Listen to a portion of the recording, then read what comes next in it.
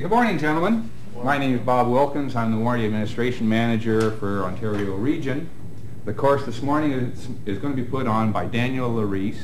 Daniel and his crew are responsible for the detailing right from the time those vehicles come off the truck to the time that they're presentable down there at the car show, and like 100,000 people or more looking at those vehicles. And of course each day there are handprints all over them, and Daniel follows them around with his rag and keeps them all clean. Daniel's doing this now for us pretty well all across the whole country, so whether it's Calgary or Vancouver, so well-traveled gentleman, and he's going to impart to you his expertise, and hopefully we can learn something. And I'm even interested myself. I'm going to stay today so I can see how to properly clean my cars. So here's what I've got. I got my engine degreaser going. What I'm going to do to start prepping this vehicle, this thing just came off the lot, is I want to get started on degreasing all the fender wells.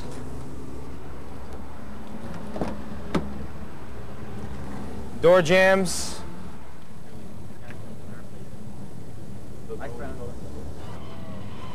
Now, when you're degreasing, what you want to make sure is that you really thoroughly rinse whatever you've applied on right off the vehicle again. You don't want to leave any engine degreaser on, because whatever is not rinsed, obviously there may still be soil there. So you want to be very, very thorough in this initial rinse. That's a critical stage, is right here. This is where it starts, right in the rinse area, okay? So what I do is when I start tackling a fender well, I start with a basic shot in the rear, but then I get myself right down and inside.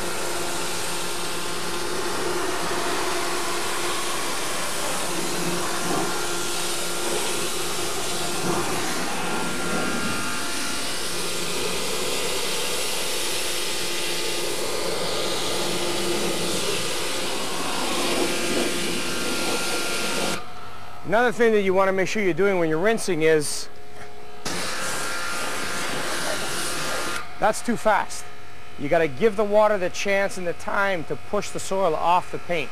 So what you do is you find a line, you just follow it.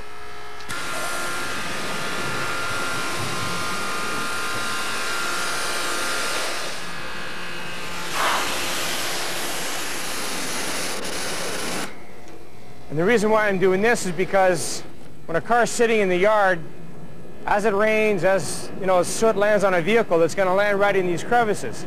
So if I'm spraying my water this way, I'm not really attacking where the soil has landed. I want to get right down into these crevices.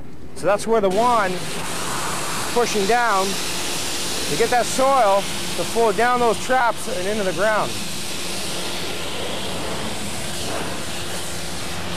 Same thing with this window trough.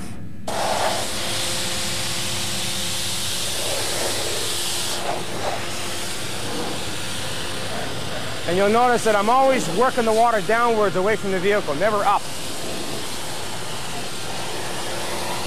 Okay, now we start degreasing the door jamb.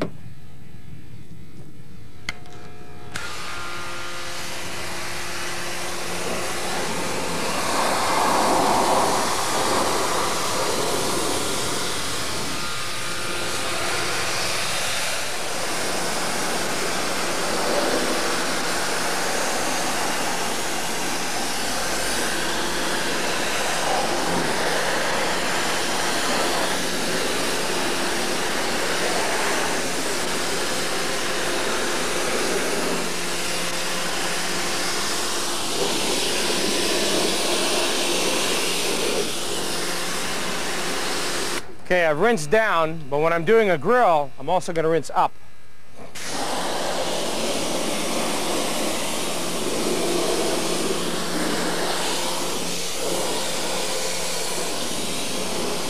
When you're rinsing a vehicle, is really making sure that you've knocked off all the soil possible. So what I try to do is I try to troubleshoot as much as I can with the water, so that by the time I'm ready to wash the vehicle, I've got minimal amount of soil that's on the paint to run the risk of scratching when I'm washing.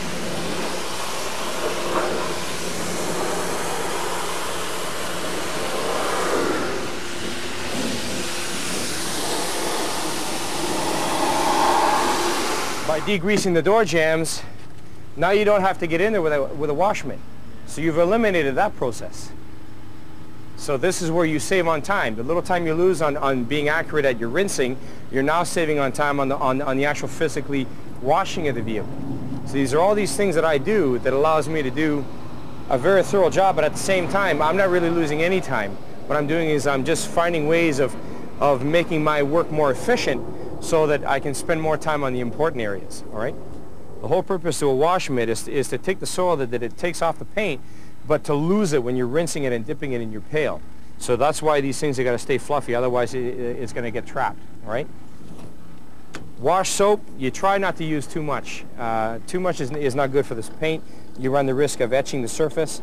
So what you try to do is dilute it to a point where you're going to have some lathering, but a lot of suds really isn't what washes the vehicle. It's how you wash the vehicle that washes the vehicle. So bear in mind, you don't need a lot of soap to get the same job done that a little can do as well. And also it depends on the product. Some products require a little bit more. It depends on the concentration of the solution as well. Eh? In this case, it probably, because it's not a concentrated, I've got to add a little bit more to my pail than usual, okay?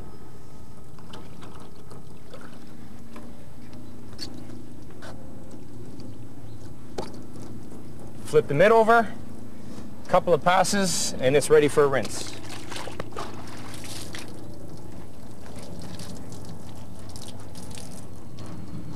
When I get to here, flip the mitt over, wipe once, on to the next. Rinse it.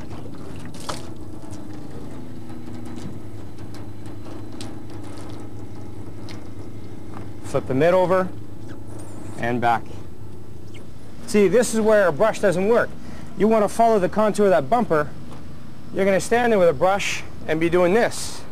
And all this time is lost, whereas here, for me, one wipe, I'm around, and through the corner I am. I haven't hit the car. The bristles haven't dug into the paint. And rinse. Flip the mitt. One wipe and rinse.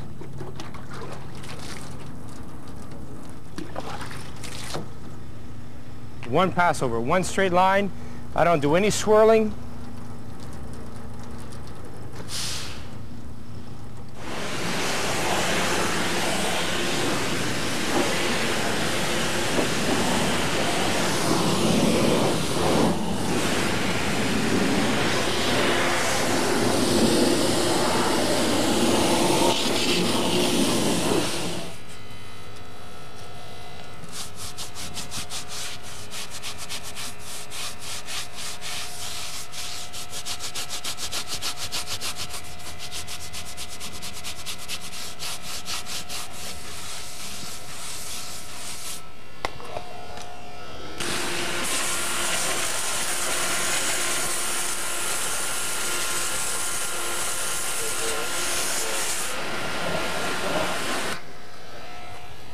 And just as a precaution, I always do a second application in case you miss anything.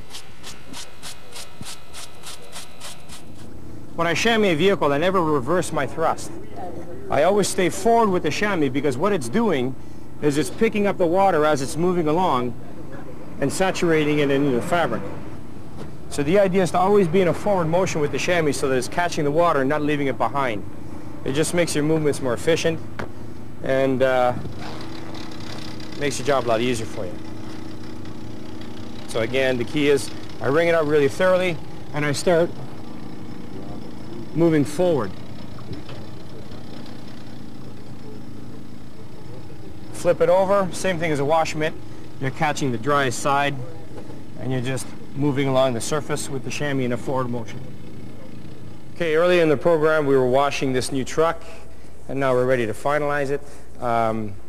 One of the things that I emphasized was the gentleness of the wash in terms of the initial rinse, using a wash mitt, not pressing hard when you're washing the vehicle, so that this way the result is when you're chamoising the vehicle off and you're ready to finalize it, that's where you save on time because you don't have any repair work to do.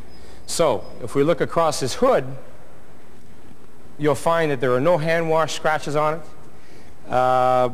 Basically this vehicle, from what I'm seeing, doesn't have any factory repairs, so there isn't any buffing to do in that case.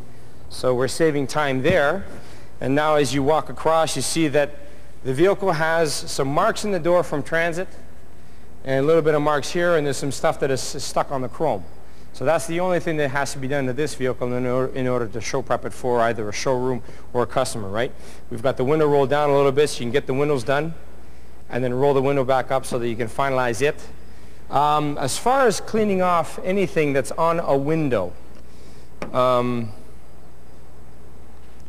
of the things that I recommend in taking these emblems and stickers off is you try to take them off when the window is dry and not in the wash stage. And I'll tell you why. In past experience, I've run into situations where we were washing the vehicle, and then with some steel wool and some soap, we tried to clean off all the exterior parts of the window before getting into the next stage. And what happened was there was some grit on the windshield when the vehicle was wet, and in trying to clean these markings off in the glue, we ended up scratching the windshield. So I realized that my number one rule of thumb is when you're dealing with window cleaning, you want the window to be dry and you want your tools to be clean. So in an instance like this, I'm going to peel off my sticker, and whatever residue is left, I'm going to take that off with either Varsol or usually a razor blade will do the work. A nice brand new blade, clean edge. Basically, I do my initial scrape, and that takes off all the markings on the vehicle, and then anything else that's left over, the window cleaner should get, okay? But again, the reason why I emphasize a dry window is because you know that that window is clean. So you're not going to run the risk of trapping anything between the blade and the window that's going to cause a scratch. Okay, the stains. My plan of attack is always to use the mildest method first before I get into the next to repair a problem. So I look at that and I say to myself, okay, I don't know if it's scratched or not, so why don't we deal with removing what's there first with the gentlest method, and then if there is a scratch, I'll worry about repairing it if that's what I have to do. So what I do is I take a glaze, or whatever show wax you have in your wash bay area, and I'll glaze that area. Again, taking note that I'm following the molding. I'm not passing over with my applicator. So this is where a finger application comes into play here. Okay, let's see what we have underneath.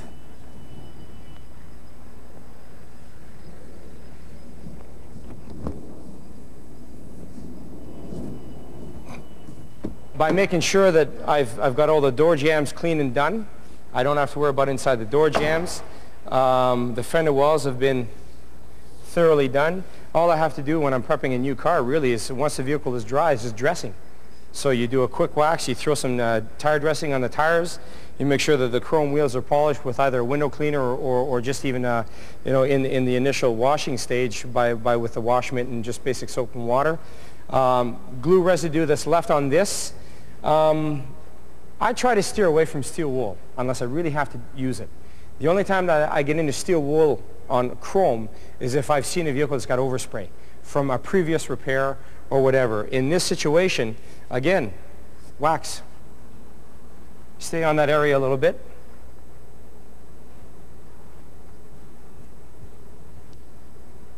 And there you go. So the only time you get into steel wool is if this doesn't work. Again, you try to use the mildest method first to do your repair, and then you go to your harshest method when that doesn't work. So this way you're always playing it safe. And that's another rule that I live by. You always try to play it safe. I don't buff anything I don't have to. I'll try to repair the problem with either a glaze or wax first, and then if I have to do any buffing and compounding and polishing, that's my next method or a harshest system. What I have here is somewhat similar. It's pretty much Varsol or petroleum distillus, right? You want to keep away from any kind of lacquer thinners or reducers because it's going to melt the rubber, whereas Varsol won't. Varsol is mild enough that it will dissolve the wax, but it won't touch or damage the vinyl. Okay, so basically with a toothbrush, again, you're going to want to be careful because you don't want to start scrubbing into the paint. But the beauty about the bristles is it goes into the pores of the vinyl, and it takes out all the wax residue that you get from doing that. So why don't we just create a problem? Here's your typical paint sealant, right? Okay. We're waxing away. Bam, an accident happens. how do you repair it?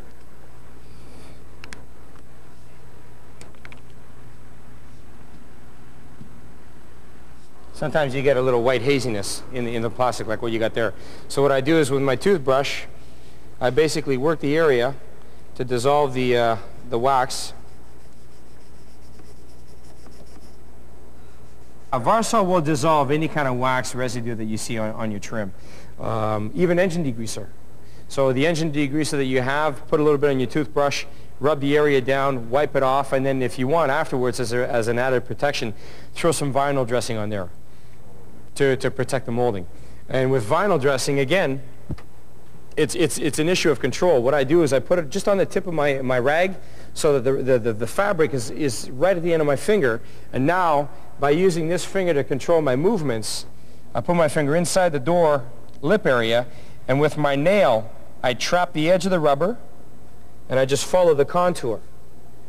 So I'm basically pinching with my finger. What that stops me from doing is getting vinyl dressing on the paint, and now you're having to deal with it with a sloppy looking finish. So again, accuracy is really what it's all about. So it's all in how you just hold your material. Basically, you're just wiping the section down, and then when you get to the edge, with my finger here, just to control my movement, I follow it like this. So this way I stop my thumb from actually taking off on me. All right? And it's the same thing with this. What I would do is hold the fabric like so, and put my finger here so that I'm basically pinching the molding as I'm dressing it, so that my finger doesn't slide off onto the paint when I'm doing any kind of detail work or trim work. Even when I go over the decals, I'm not really reefing into it. Okay, I'm being very, very light on the applicator, so that what I'm not going to do is push any wax into the crevices of the artwork on that vehicle. If you look very closely, you'll see that the wax really hasn't gone anywhere where it's not supposed to. I'm not creating a ridge and buildup in areas that's going to take you a long time to detail. So that when you're ready to wipe that down, because you haven't pressed hard with the wax, you don't have to press hard with the wiping bonnet.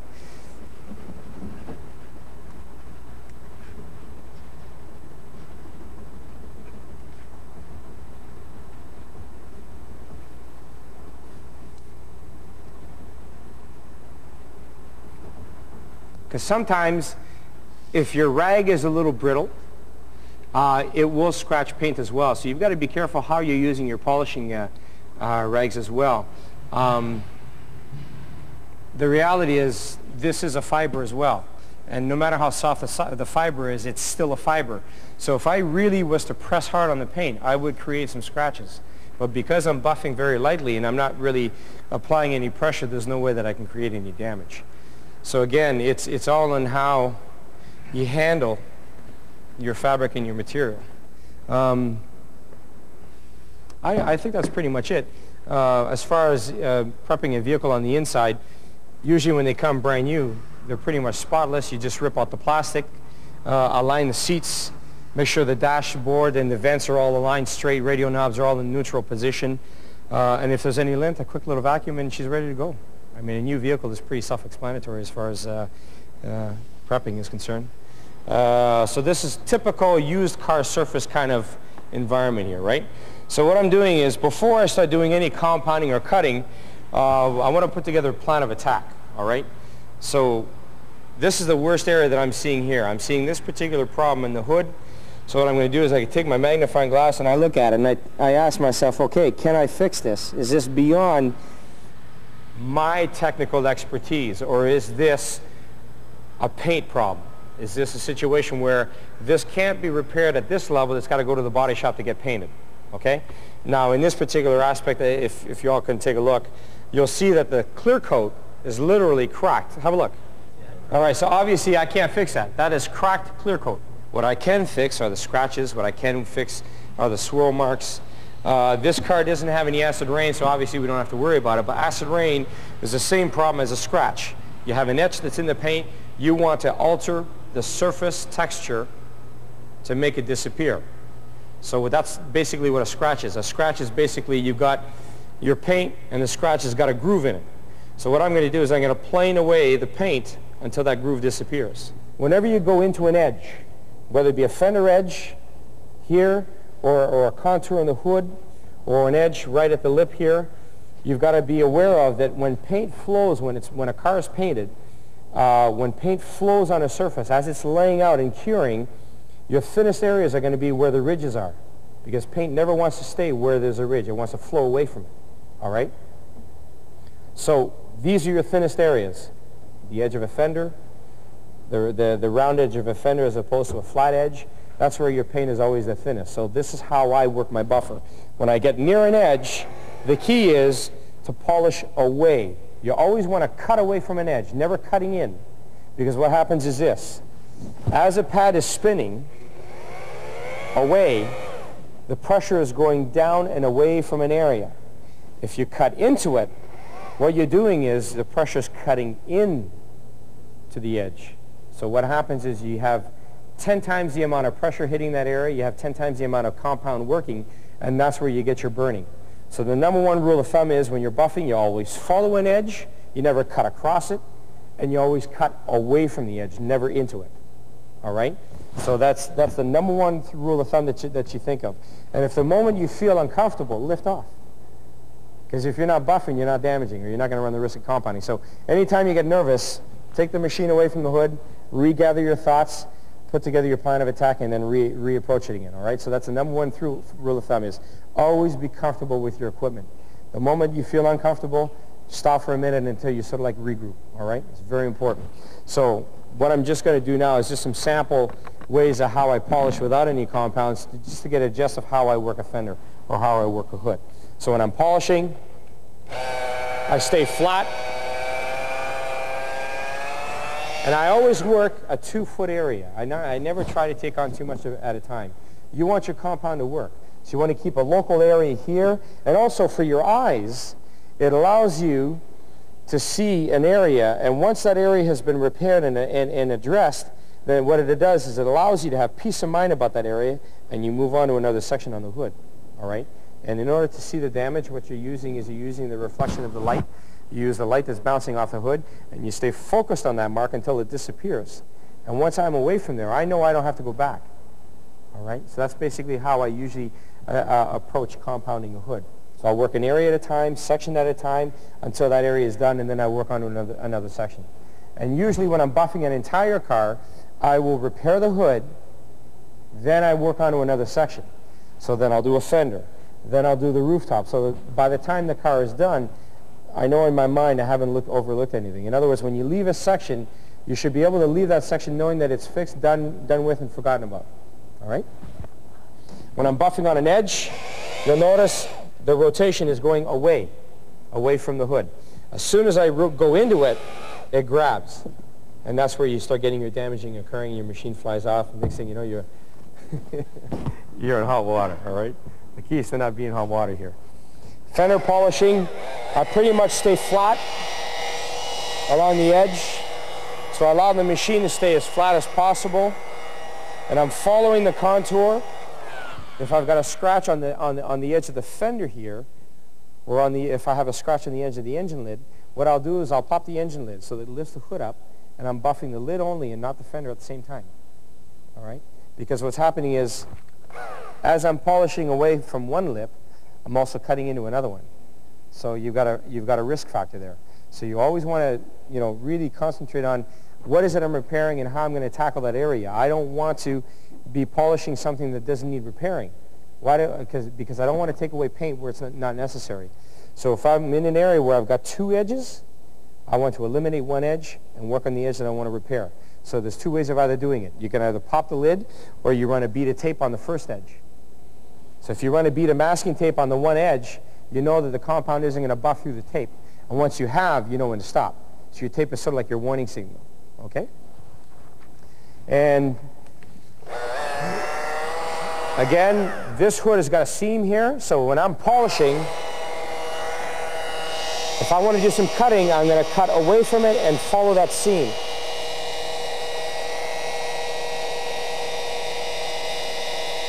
Then I flatten out.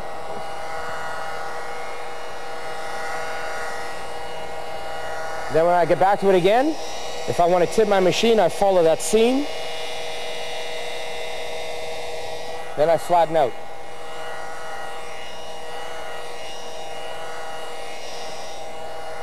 So that's how I would repair that particular area of the hood. And once I get into this here, again, what I'm going to do is I'm going to allow the rotation to be going with the edge. I'm not cutting into it. So the buffer is placed here so that the rotation point is right there.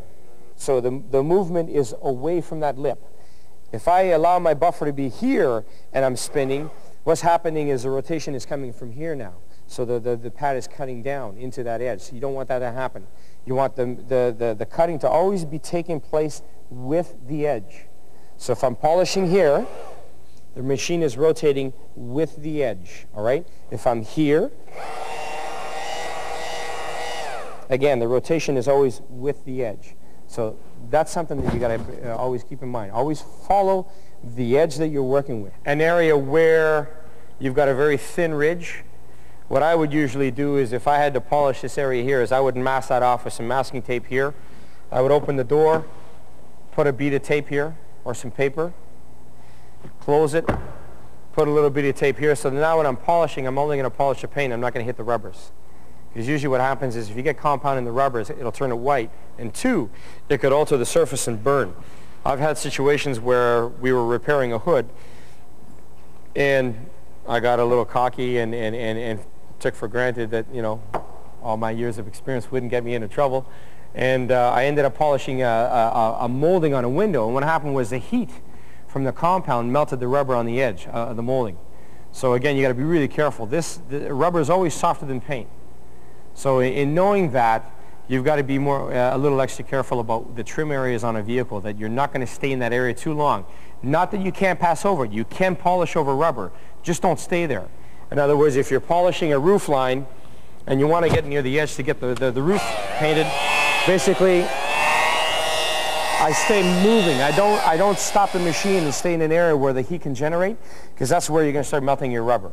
So as long as you're moving, you're not going to overheat this area that's going to cause you a problem down the road, all right? So always stay in motion with a buffer. Now what I want to do here is I want to repair just a local area so that we can then look at the rest of the hood and do a comparison to see how those scratches have been repaired.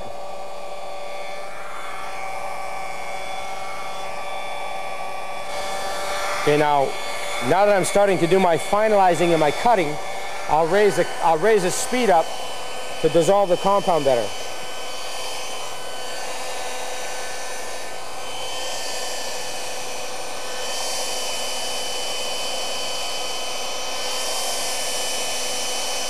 Okay, in looking at this hood, I can see that I've got to do some more repair work here. There's an edge that's got a bit more scratching, but you'll notice the initial swirls around that repair are gone. You see the initial haze? Now you've got swirl marks from the cutting, but that gets repaired later. What I'm talking about now is the scratch repair. What we're trying to do is eliminate the scratches. Then we'll deal with eliminating the swirls that the initial compound makes. Okay. Now what I'm left with is swirls from the initial cutting. All right. This is where I change my pad. Now I go into my finishing compound. See how much more watery this stuff is from the initial one? So basically this is almost like 3,000 or 4,000 grit sandpaper. It's so fine that it dissolves to a point where you leave literally a flawless finish.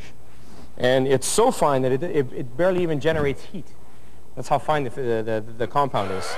And with this, you can go slow, fast, whatever speed you want, it'll give you the same result.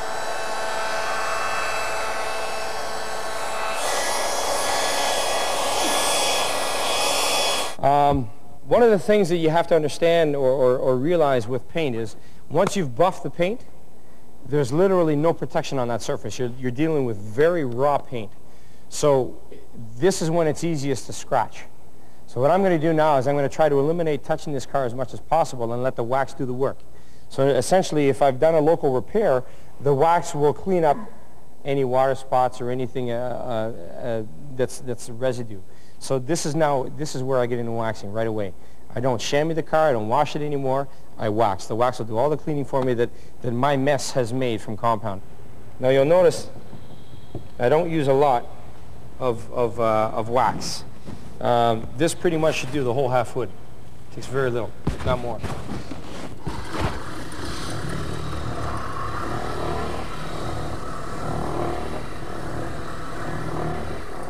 So essentially what I'm doing is I'm trying to work the wax until it's dry. So basically I'm doing 2 stages at once here. I'm going to wax the car and I'm almost going to final polish it in the same stage. And then just with a nice clean bath towel or a clean diaper or whatever, you just do it like a final buff and the hood's ready, you know.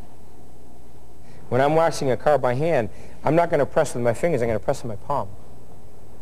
And that's how I create an even pressure. In waxing a vehicle, where you're, yeah, well I only need that much here anyways. In waxing a vehicle where you get near an edge, when I'm waxing, I never go across an edge. Because now what I'm going to do is I'm going to dig the wax right into the grooves, and now when you're final buffing, you've got to go with a detail brush and get all the wax out of those grooves that you didn't want to get anyways. So this is where accuracy is important. So when I'm waxing, first of all, I stay very light with my hands. I let the product spread. And I follow the contour of a fender. I never go across it. Get into here, I go with the lines. Never across. Follow the contour. Now when I get into doing an area like this, if I've got a piece of molding here, what I'll do is I'll open the door, and then I'll wax the edge of the door edge. So now I'm not running the risk of throwing any wax unnecessarily on my moldings, which is the common problem that we have when this stuff turns white on you, and then you got to spend time, you know, with petroleum distillates cleaning that off. So open the door, wax your edge, close the door, you're done. And as I'm waxing, here's where I slow down and I just follow the door handle.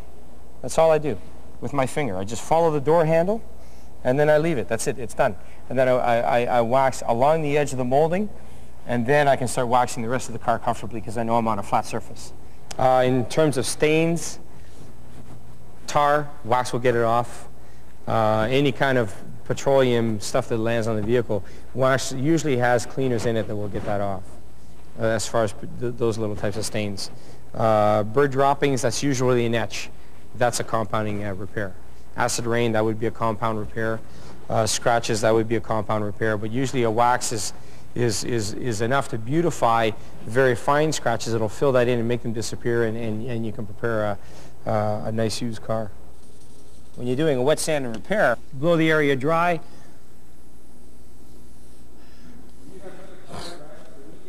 And look at the orange peel here. You see how the orange peel stands out where I've wet sanded? So if you want to get rid of orange peel, what you do is, you see how you've got shiny areas within the sanded area? Those are your low spots. All right, so if you had a scratch there, you keep looking for that shiny area until it disappears. That's when you know you've gotten rid of the scratch. All right, so basically what I'm going to do here is I'm going to keep sanding until I don't see any more low spots in the surface.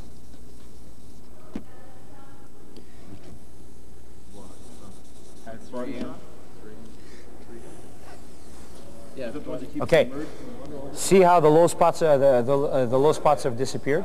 So what I've done is I planed away the paint until I get to a nice perfect surface to repair. So had that been a scratch, that's what you would do with wet sanding. You would basically sand the area down until that line disappears, that shiny line, and that tells you that you've planed away the paint until you've gotten to this level on the actual surface. Now it's ready for buffing and polishing. And this is where a little elbow grease comes into play. But you'll find that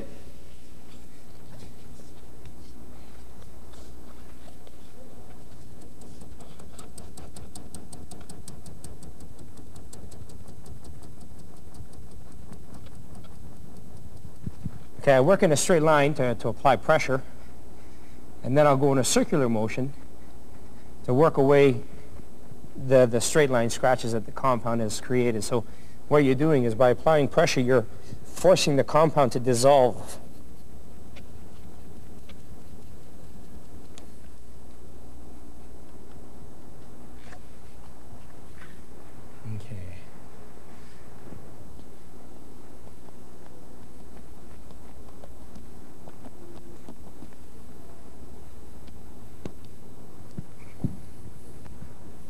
Okay, most of it is gone. You can see that it still needs a little bit more work. You can get the job done without a buffer if you really have to. I wouldn't recommend that you hand polish the whole car, but if you've got to do it, for example, if you've got to do a local repair or fix a scratch, it can be done, all right? Spread it out a little bit and then you apply the pressure.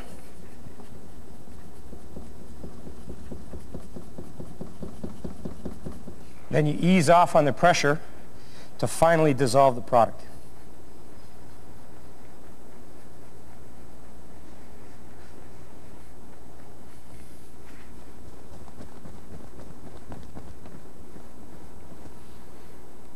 There, gone. You've gone from a wet sanded area to a repaired scratch. So that's how you do a local repair by hand if you don't have a high-speed buffer. You take a little bit of compound, you wet your applicator, apply the product, spread it out so this is evenly spread on your pad, and then with pressure in a straight line, you generate the heat. And that's really what you're doing. You're pressing hard to make the compound get warm so that it softens the paint, to move the paint and to take it away until you've gotten to that lowest level of the scratch. And then what you do is, at the final stage, to finally dissolve the compound, you lighten up on the pressure in a circular motion, and then that takes away the straight lines that you caused.